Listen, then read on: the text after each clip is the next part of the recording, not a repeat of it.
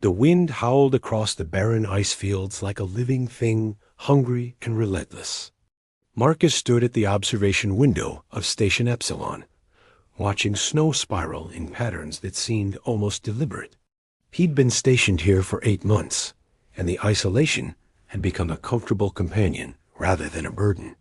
The other 3 crew members had returned to the main colony for resupply 2 weeks ago, leaving him alone with the hum of generators and the endless white landscape. He preferred it this way. After everything that happened on Europa, after losing half his team to equipment failure and bureaucratic negligence, Marcus found peace in solitude. Out here, the only person he could disappoint was himself. The monitor beside him chirped softly. Marcus glanced at the screen and frowned. Energy readings from the western ridge had spiked again, the 3rd time this week. The pattern was unusual, almost rhythmic, rising and falling like a pulse. He'd reported it to headquarters, but they'd dismissed it as electromagnetic interference from the planet's unusual mineral deposits. Marcus didn't believe that. 20 years of engineering experience told him something was wrong. He pulled on his thermal gear and checked his equipment belt. The temperature outside hovered at -40, cold enough to freeze exposed skin in minutes. He sealed his helmet and activated the heating elements in his suit.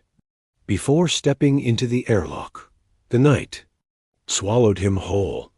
His boots crunched through fresh powder.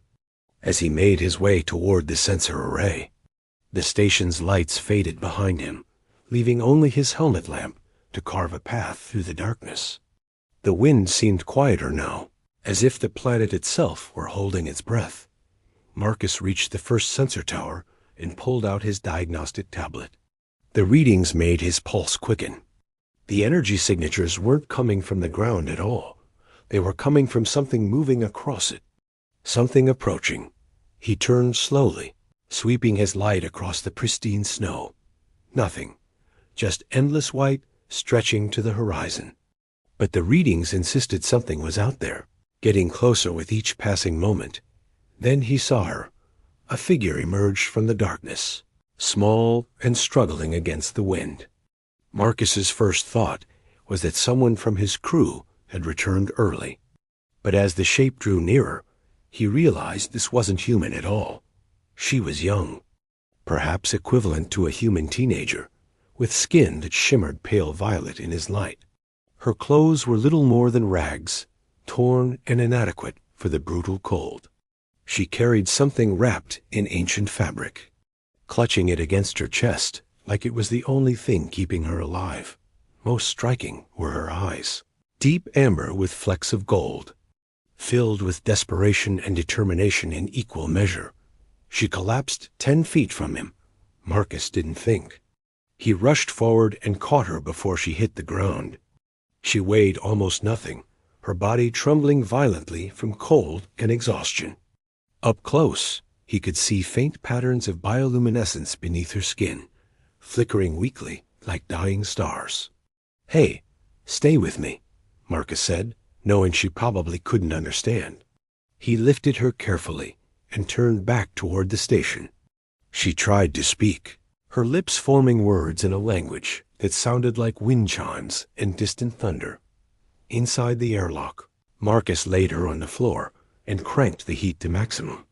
He removed his helmet and knelt beside her, unsure what to do. She wasn't human. Her physiology could be completely different. What if heat was harmful to her species? But her shivering began to ease, and the bioluminescent patterns under her skin brightened slightly. She opened her eyes and looked at him with such intensity that Marcus felt his breath catch. "Human," she whispered, and he realized with shock that she was speaking his language, though heavily accented. "You are human?" "Yes," Marcus replied. "My name is Marcus. You're safe now. What happened to you?" She sat up slowly, still clutching the wrapped bundle. Her hands shook as she began unwinding the cloth. "My name is Neva. I have searched for many days. I need human. Only human can wake it." The fabric fell away, revealing what lay beneath. Marcus had never seen anything like it. The weapon was clearly a sword, but it looked dead, as if carved from stone that had forgotten how to live. The blade was long and gray, covered in hairline fractures that spiderwebbed across its surface. Symbols he couldn't read were etched into the crossguard, worn smooth by unimaginable age. "This belonged to my people 5,000 years ago," Neva said softly. "It has not shown light since the war that nearly destroyed us. But the old stories say that human touch can awaken it, that humans carry something within them, something rare." Marcus stared at the sword. It looked like it would crumble to dust if he breathed on it too hard. "I don't understand. What makes you think a human can help?" Neva's eyes filled with tears.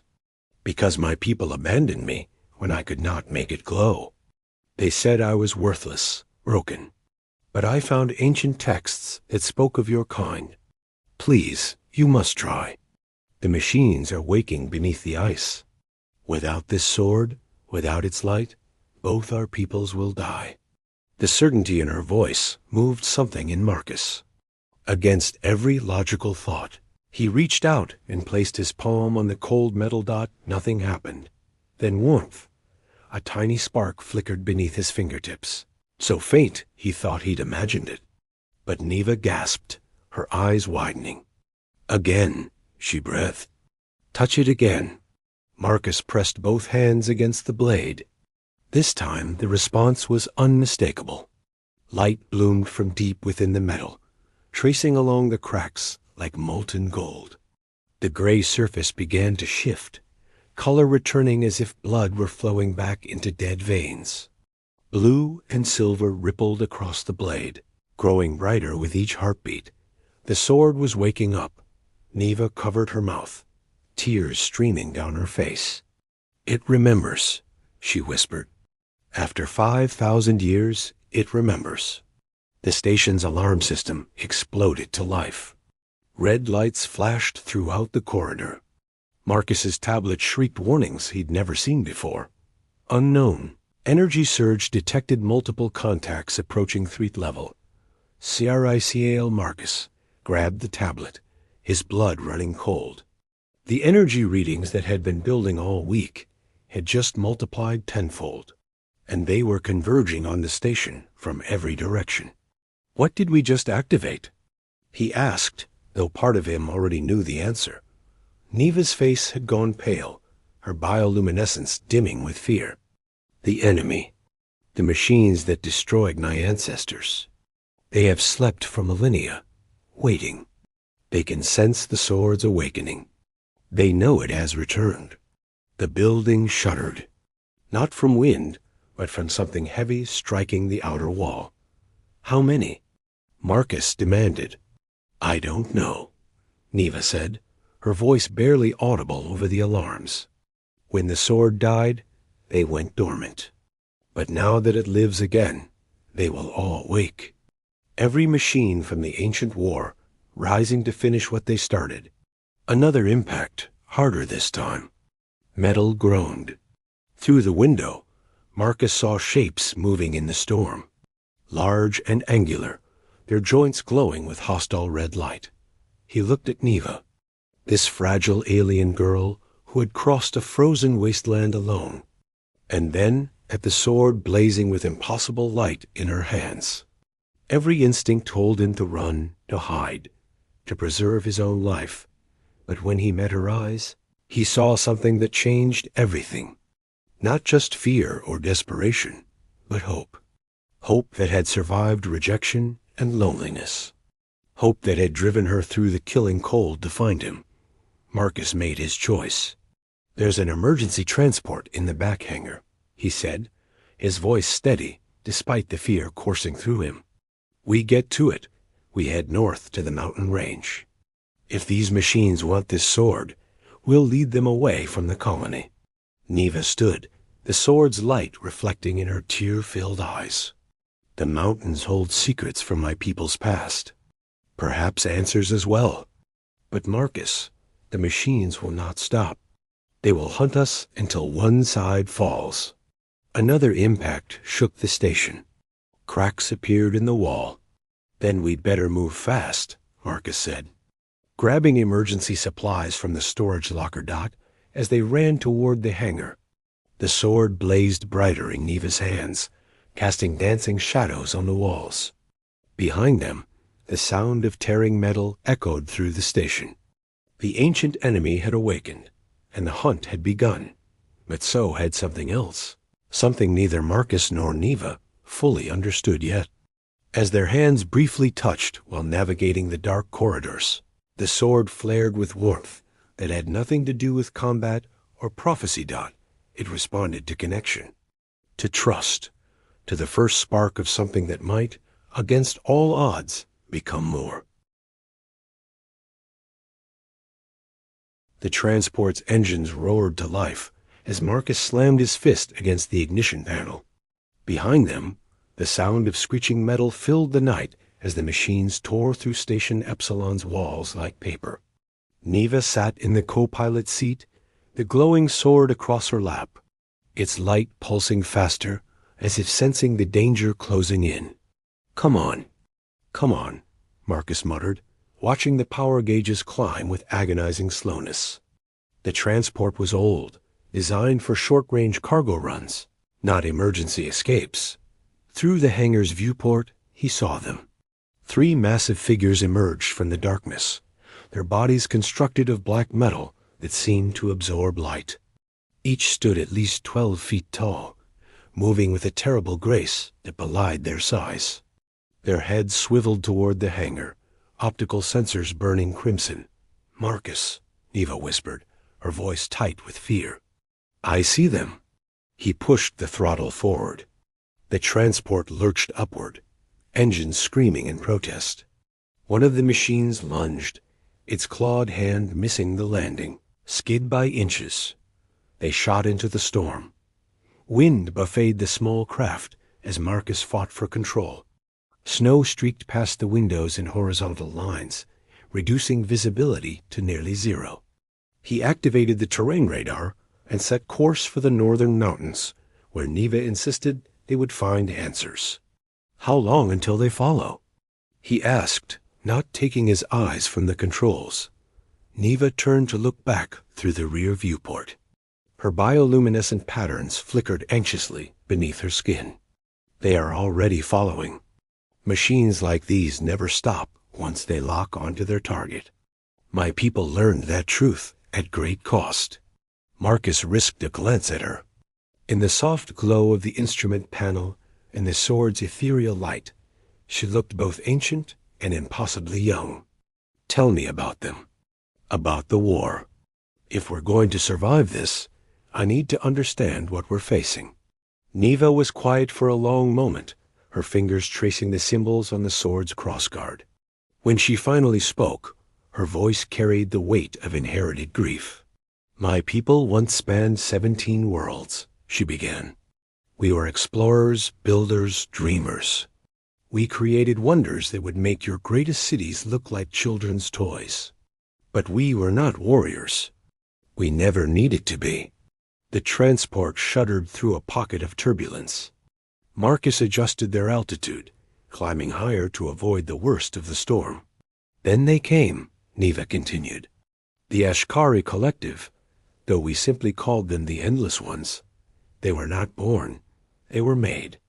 Created by a civilization that died out 10,000 years before my people even discovered fire. The Ashkari were left behind, still following their final programming. Expand, consume, eliminate any potential threat to their creators." "But their creators were already gone," Marcus said. "Yes, the machines did not care.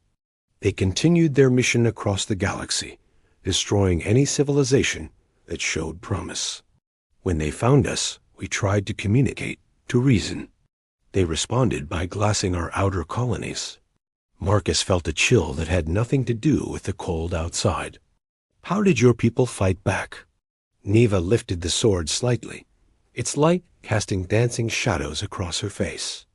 "One warrior, my ancestor Korvath, was visiting a dying star when the attacks began. Something happened there, in the star's heart. The stories say he touched something eternal, something that existed before the universe had form. When he emerged, he carried this blade, forged from star matter and bound with his own life force. The sword pulsed brighter, as if acknowledging its history. Korvath fought for 30 years. Every time he raised this weapon, its light unmade the machines, broke their programming, returned them to base elements. He saved billions of lives, but the war cost him everything. His family, his health, his very soul. When he finally fell in the last great battle, the sword's light died with him. Your people thought it was gone forever, Marcus said softly. They did, and perhaps they were right to think so. 5,000 years passed. The machines went dormant, buried beneath worlds they had raised. My people rebuilt, but we forgot. We forgot what it meant to fight, to sacrifice, to believe in impossible things. Her voice grew quieter, and we forgot how to accept those who were different. Marcus glanced at her. Like you? Neva's bioluminescence dimmed, a sign of emotional pain he was beginning to recognize. I was born small, weak by our standards. My energy readings were low. When I came of age, I tried to lift this sword during a ceremony. It remained cold and dark. The elders declared me incomplete, a genetic failure. They said the sword's rejection proved I had no place among our people. Anger flared in Marcus's chest. That's barbaric. It is tradition, Neva said, though her voice carried no conviction. For generations, every young person attempts to wake the sword. None succeed, but the ritual reminds us of what we lost. When I failed more publicly than most, I became an example of unworthiness, so you ran. I researched, Neva corrected. In the Forbidden's archives, I found fragments of text that survived from Korvath's time. Most spoke of the sword's power, but one passage was different. It said, "When darkness returns and our children have forgotten light, seek the travelers from distant shores. In their hearts burns the spark we have lost, the courage to believe when hope seems dead." Marcus felt something shift in his chest. You think that meant humans? Your people arrived in our sector only 50 years ago. Young, curious, unafraid of the unknown. You reminded me of the stories about my ancestors before the war changed them. So when the machines began stirring beneath the frozen wastes, when I detected their awakening, I knew I had to find one of you. And your people didn't believe you about the machines. Neva shook her head. They called me paranoid, desperate to matter. They said I was inventing crises to justify my existence. So I stole the sword and ran. I walked for 12 days through the ice fields, hiding from scanner drones, following rumors of human outposts. When I saw your station's lights, I thought I might die before reaching you. Marcus's hands tightened on the controls.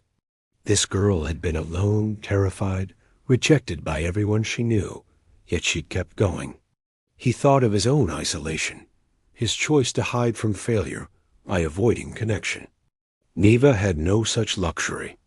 She'd been forced into isolation and had transformed it into purpose. You're braver than anyone I've ever met, he said quietly. Neva looked at him, surprise clear in her amber eyes. I am afraid every moment. That's what makes it bravery. For a moment, their eyes met, and something passed between them. An understanding, a recognition. Two souls who had been alone finding unexpected kinship. The proximity alarm shattered the moment. Marcus checked the scanner and cursed. We've got 3 contacts, closing fast from behind. They're faster than I thought. They learn from every encounter, Neva said, gripping the sword tighter. Each generation of Ashkari is more advanced than the last. These have had 5,000 years to evolve in dormancy. That's not comforting. Marcus pushed the engines harder, but the old transport had already reached maximum speed. The mountains were still 20 minutes away, and the machines would overtake them in 5. Can you shoot while flying? Neva asked. This transport doesn't have weapons. It's a cargo hauler. Neva stood, swaying slightly as the craft bucked through turbulence. Then we must make it have weapons. She moved to the rear compartment hatch. What are you doing? Marcus called. The sword responds to threat. If I open the hatch, if they come close enough, perhaps its light can reach them. That's insane. The wind will... I am already insane by my people's standards, Neva said with a fierce smile that transformed her face. What is one more mad act? Before Marcus could stop her, she hit the hatch release. Wind exploded into the cabin, bringing stinging snow and brutal cold. Neva braced herself in the opening, the sword blazing in her hands like a star given physical form.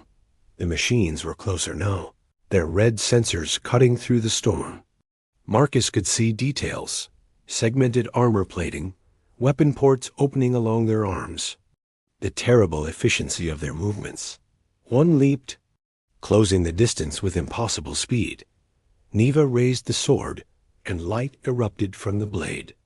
Not the gentle glow it had shown before, but a searing beam of blue-white radiance that struck the machine mid-leap. The creature's armor began to dissolve, molecular bonds breaking under the sword's ancient power, but it wasn't enough.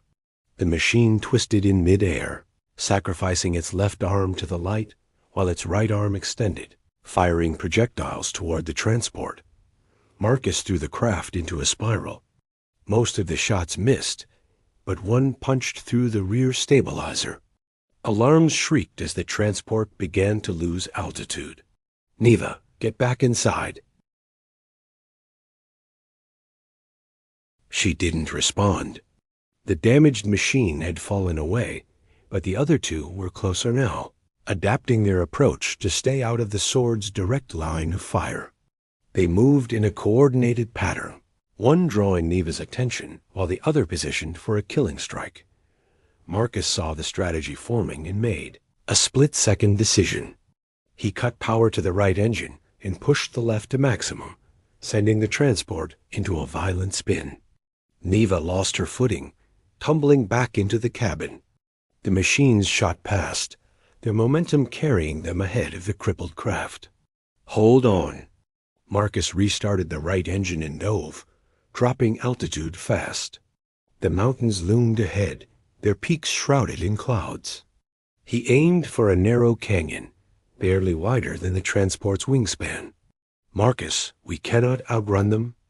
Neva shouted over the howling wind and screaming engines. Not trying to outrun them, trying to outsmart them. The canyon walls flashed past on either side, close enough that Marcus could see individual rocks. The machines followed, but their larger size made navigation difficult. One scraped against the canyon wall, sending up sparks and fragments of stone. Ahead, the canyon forked. Marcus chose the left path without hesitation, trusting instinct over analysis. The passage narrowed further, forcing him to angle the transport nearly vertical. Metal scraped against rock. Warning lights blazed across every console. Then they were through, emerging into a hidden valley ringed by towering peaks. Ancient structures rose from the snow, half-buried ruins that predated any human presence on this world. There, Neva breathed, pointing toward the largest structure, a temple carved into the mountain itself. That is where Korvath's final message was left. Where answers wait. Marcus aimed for a flat area near the temple entrance and brought the transport down hard. The landing was more controlled crash than proper touchdown, but they survived. He killed the engines and turned to Neva. Can you walk? She nodded, though he could see exhaustion in every line of her body. They'd been running for hours, and she'd been fleeing for days before that. But her eyes remained bright with determination. They grabbed what supplies they could carry and stepped out into the ancient valley. The ruins hummed with residual energy, making Marcus's instruments flicker erratically. The temple entrance yawned before them, dark and unwelcoming. Behind them, The sound of metal striking stone echoed through the canyon. The machines had followed. "Inside," Marcus said, taking Neva's hand without thinking. Her skin was cool and smooth, and he felt her bioluminescent patterns pulse once beneath his touch. They ran for the temple, the sword's light showing the way. As they crossed the threshold, the ancient structure seemed to awaken. Symbols similar to those on the sword began glowing along the walls.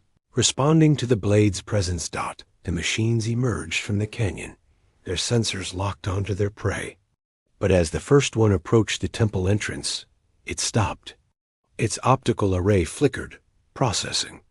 After a moment, it stepped back, joined by its remaining companion. They waited, watching, patient as only machines can be. Inside the temple, Marcus and Neva found themselves in a vast chamber carved from living stone. Holographic displays flickered to life around them, showing star charts and battle formations from an ancient war. At the chamber's center stood a pedestal, and floating above it, a message crystal pulsed with soft light. "Korvath's final testament," Neva whispered. Marcus helped her forward. She was trembling now from cold and exhaustion and emotion. When they reached the pedestal, she hesitated. "What if the answer is not what I hope?" she asked quietly. Marcus squeezed her hand gently. "Then we face it together." She looked up at him, and in her eyes he saw something that made his heart skip. Trust, complete and absolute. After a lifetime of rejection, she was choosing to believe in him. Neva raised the sword toward the crystal. Light met light, and the message began to play.